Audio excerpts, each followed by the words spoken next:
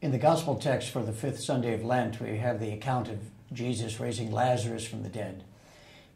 This is a story that's in popular culture, even if people don't know the source of it. I've heard sportscasters say about a game, that's the greatest comeback since Lazarus. So we have a problem as we try to preach the text in a 21st century setting, where in fact we are all scientists of some sort. Today, the average person knows more about science than even the smartest person of the biblical era knew. We know the world is not flat, it does not have four corners, we are not the center of the universe, the bowels are not the seat of emotion, and left-handedness is not the sign of the devil. So, the 21st century questions will be, did this really happen? Did Jesus really raise Lazarus from the dead?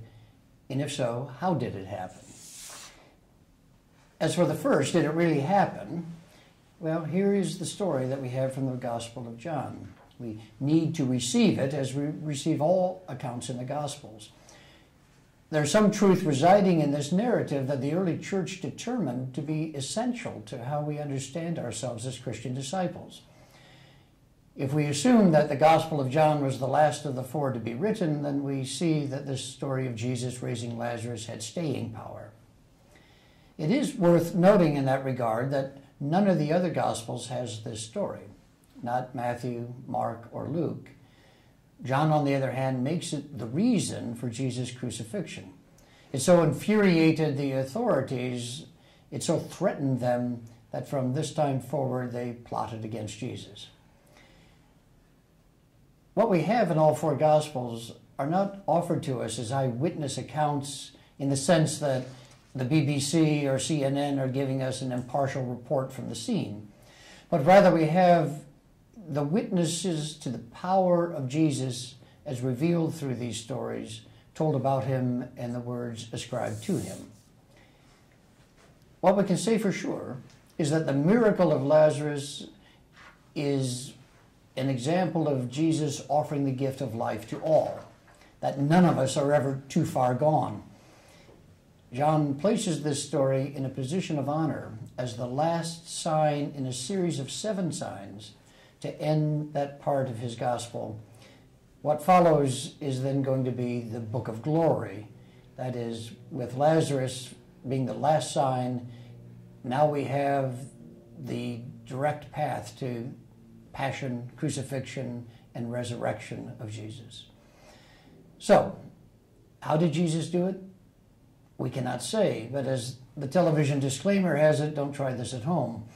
We, as clergy, are not cast in the role of miracle worker, but as stewards of the stories of Christ that bring life to others. We lead people to Christ, not to ourselves. The central question the raising of Lazarus raises, I suggest, is, can we believe that God, acting through Jesus, has power over the courses of life and death? Paul Tillich, in The New Being, writes that we have been grasped by the new being in Christ.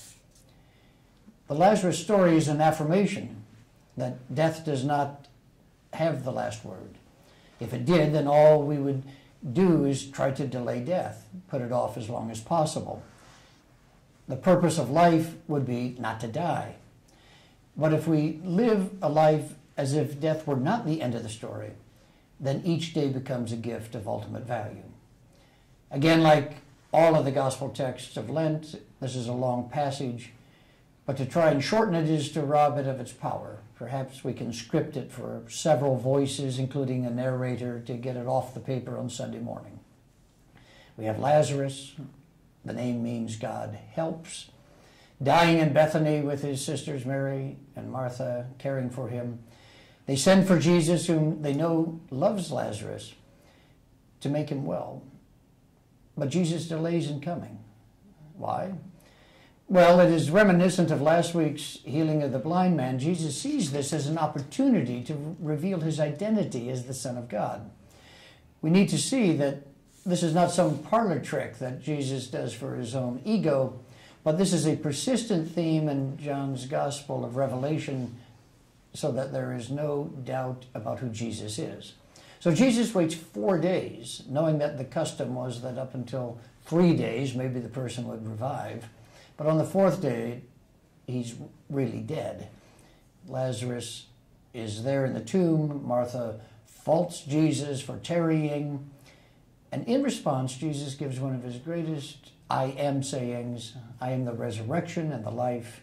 Those who believe in me, even though they die, they will live, and whoever lives and believes in me will never die. And then Jesus, not even touching Lazarus or breathing into his nostrils, not even seeing him since his corpse is stoned away in the tomb, shouts, "Lazarus, come out!"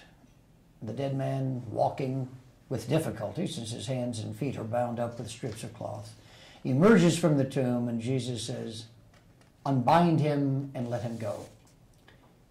The command of freedom, of life, of living this day for all it's worth. Unbind him and let him go. Death is not the last word.